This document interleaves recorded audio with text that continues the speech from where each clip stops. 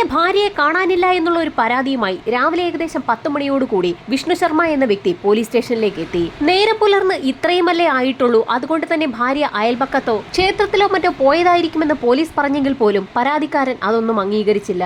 കാരണം ഭാര്യയ്ക്കൊപ്പം വിഷ്ണു ശർമ്മയുടെ മൊബൈൽ ഫോണും ബാഗിലുണ്ടായിരുന്ന 30,000 രൂപയും ഭാര്യ അണിഞ്ഞിരുന്ന സ്വർണ്ണാഭരണങ്ങളും കാണാതെയായിരിക്കുകയാണ്. ഭാര്യ അണിഞ്ഞിരിക്കുന്ന സ്വർണ്ണാഭരണങ്ങൾ അവരുടേത് തന്നെയല്ലേ എന്നുള്ള പോലീസിന്റെ ചോദ്യത്തിന് ആ ആഭരണങ്ങളൊക്കെ താൻ തന്നെ വാങ്ങി നൽകിയതാണെന്നും വിഷ്ണു ശർമ്മ മറുപടി പറഞ്ഞു. പരാതിക്കാരനോട് പോലീസ് സംഘം എല്ലാ കാര്യങ്ങളും ചോദിച്ചറിഞ്ഞു. ഏറെ വൈകിയുള്ള വിവാഹമായിരുന്നു വിഷ്ണു ശർമ്മയുടേത്. വീട്ടിലെ പ്രാരാബ്ദങ്ങളൊക്കെ ഒഴിഞ്ഞ് വിവാഹം കഴിക്കാൻ തീരുമാനിച്ച സമയത്തായിരുന്നു ചില ഏജന്റുമാരെയൊക്കെ പരിചയപ്പെട്ടത്. അവരാകട്ടെ നിരവധി ഫോട്ടോസും വിഷ്ണു ശർമ്മയ്ക്ക് കാണിച്ചു കൊടുത്തു. ആ ഫോട്ടോകളുടെ കൂട്ടത്തിൽ ഒരു പെൺകുട്ടിയെ വിഷ്ണു ശർമ്മയ്ക്ക് ഒരുപാട് ഇഷ്ടപ്പെടുകയും ചെയ്തു. എന്നാൽ ആ കുട്ടി തീർത്തും ദരിദ്രയാണെന്നും അവളെ വിവാഹം കഴിക്കണമെങ്കിൽ എല്ലാ ചിലവുകളും വിഷ്ണു ശർമ്മ തന്നെ വഹിക്കേണ്ടി വരുമെന്നും ഏജന്റുമാർ അയാളോട് പറഞ്ഞു. അതുമാത്രവുമല്ല 2 ലക്ഷം രൂപ കമ്മീഷനായി ആവശ്യപ്പെടുകയും ചെയ്തു. നല്ലൊരു വിവാഹബന്ധം ലഭിക്കുമല്ലോ എന്ന് കരുതി വിഷ്ണു ശർമ്മ ഏജന്റുമാർ പറഞ്ഞ കമ്മീഷനും നൽകി സ്വന്തം ചെലവിൽ തന്നെ വിവാഹവും നടത്തി. പെൺകുട്ടിക്ക് ഉറ്റ ബന്ധുവായി ഒരു സഹോദരൻ മാത്രമായിരുന്നു ഉണ്ടായിരുന്നത്.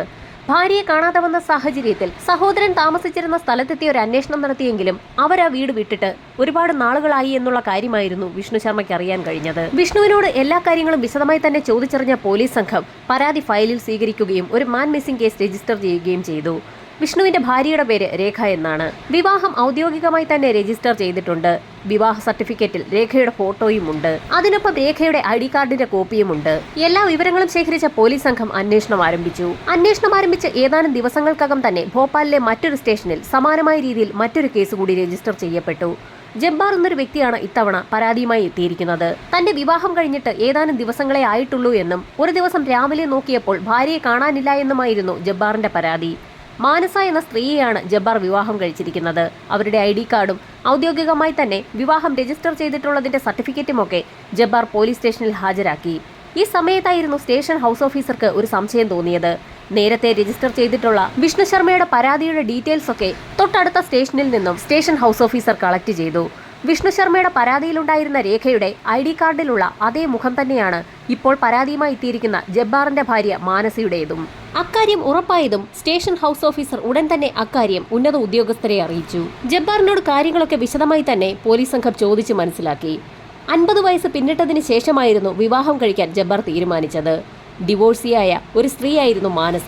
ഏജന്റുമാർ വഴിയായിരുന്നു ആലോചന വന്നത്. 2 ലക്ഷം രൂപ ഏജന്റുമാർക്ക് കൈമാറിയ ശേഷമായിരുന്നു വിവാഹാലോചന മുൻപോട്ട് പോയത്. പാവപ്പെട്ട കുടുംബത്തിലെ സ്ത്രീ ആയതുകൊണ്ട് തന്നെ മാനസയ്ക്ക് അണിയാനുള്ള ആഭരണങ്ങളൊക്കെ ജബ്ബാർ തന്നെയായിരുന്നു വാങ്ങി നൽകിയത്.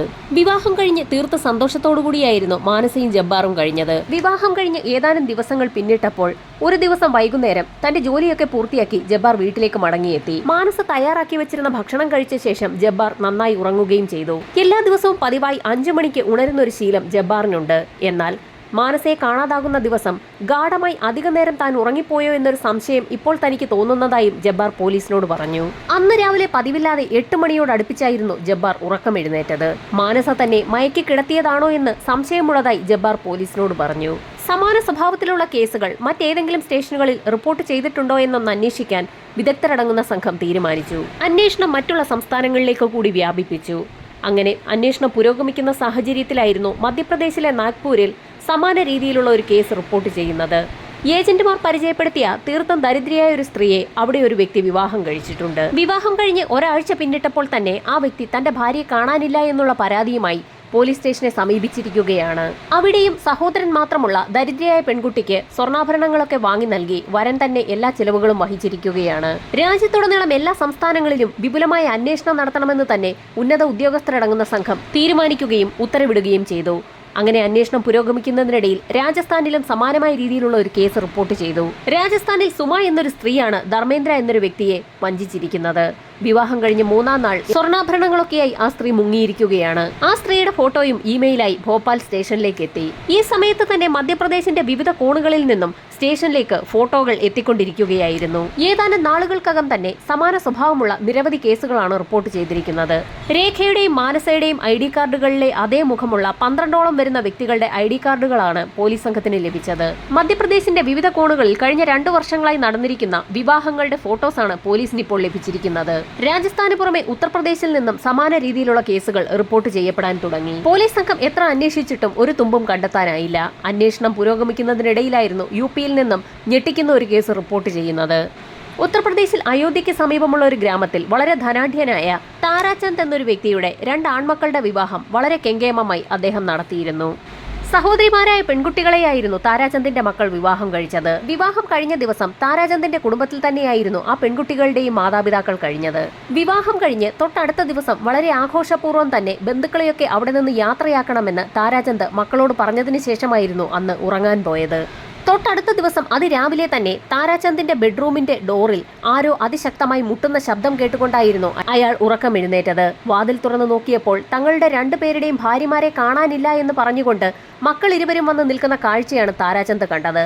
ഭാര്യമാർക്ക് പുറമെ അവരുടെ അച്ഛനമ്മമാരെയും ബന്ധുക്കളെയും കാണാനില്ല. ഞെട്ടിപ്പോയ താരാചന്ദ് ഉടൻ തന്നെ ആ വീടിനകത്തൊക്കെ ഒരു പരിശോധന നടത്തി. വീടിനകത്തുള്ള മുറികളിലെ അലമാരകളും മേശവലിപ്പുകളുമൊക്കെ തുറന്നിട്ട നിലയിലായിരുന്നു. ആ വീട്ടിൽ വലിയൊരു മോഷണം തന്നെ നടന്നിട്ടുണ്ടെന്ന് താരാചന്ദിന് വ്യക്തമായി. അങ്ങനെയാണ് താരാചന്ദും കുടുംബവും പരാതിയുമായി സ്റ്റേഷനിലെത്തിയത്. വിവാഹം ആലോചിച്ച സമയത്ത് തന്നെ ആ പെൺകുട്ടികളുടേത് തീർത്തും ദരിദ്രമായ കുടുംബമാണെന്ന് അവരുടെ മാതാപിതാക്കൾ താരാചന്ദിനെ അറിയിച്ചിരുന്നു. എന്നാൽ അതീവ സുന്ദരിമാരായ ആ സഹോദരിമാരെ താരാചന്ദിന്റെ മക്കൾക്ക് ഒരുപാട് ഇഷ്ടപ്പെടുകയും ചെയ്തിരുന്നു.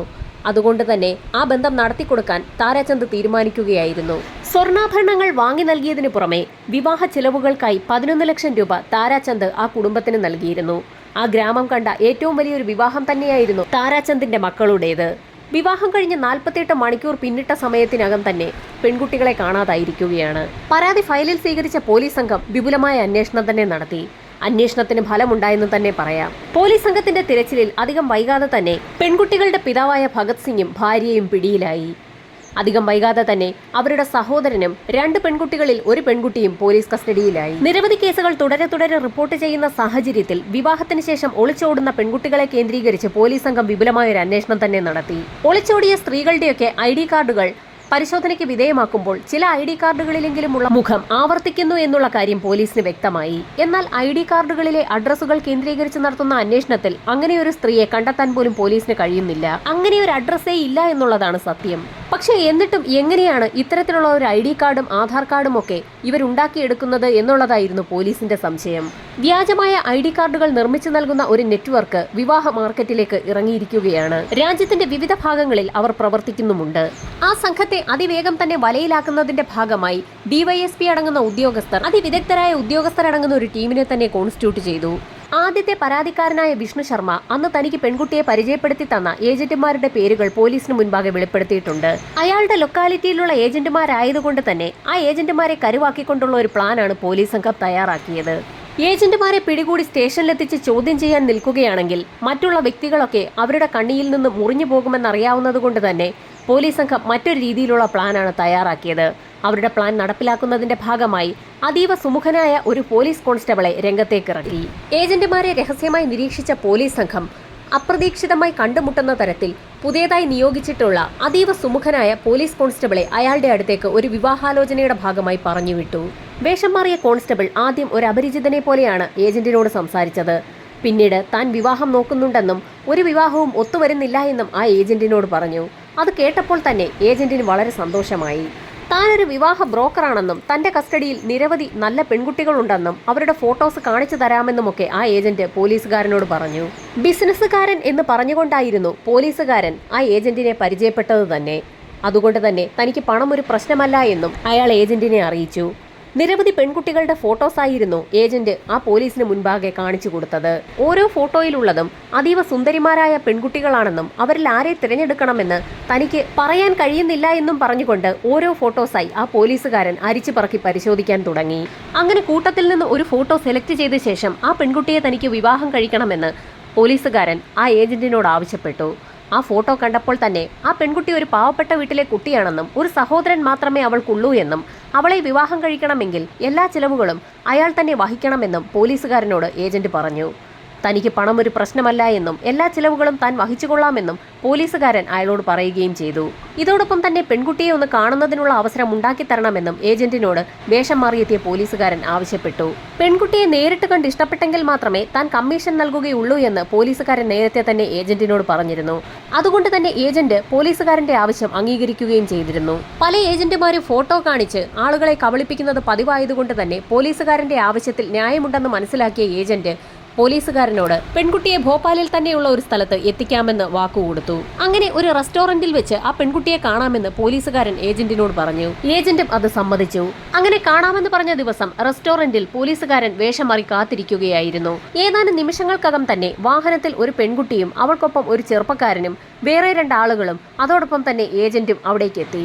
ഇതേ സമയം തന്നെ മഫ്തിയിലുണ്ടായിരുന്ന ഒരു കൂട്ടം പോലീസുകാർ റെസ്റ്റോറന്റിനകത്തും പുറത്തുമിരുന്ന് ആ സംഘത്തെ നിരീക്ഷിക്കുന്നുണ്ടായിരുന്നു. പെണ്ണ് കാണുന്നതിനായി ഒരുങ്ങിയിരിക്കുന്ന പോലീസുകാരനെ കണ്ടപ്പോൾ തന്നെ ഏജന്റ് ഓടി അദ്ദേഹത്തിന്റെ അടുത്തേക്ക് എത്തുകയും തങ്ങൾ തമ്മിൽ പറഞ്ഞുറപ്പിച്ചിട്ടുള്ള കമ്മീഷന്റെ കാര്യം പെൺകുട്ടിയോടും അവരുടെ വീട്ടുകാരോടും പറയരുതെന്ന് ആവശ്യപ്പെടുകയും ചെയ്തു. അക്കാര്യം താൻ ആരോടും പറയില്ല എന്ന് പോലീസ് കോൺസ്റ്റബിൾ ഏജന്റിന് ഉറപ്പും നൽകി.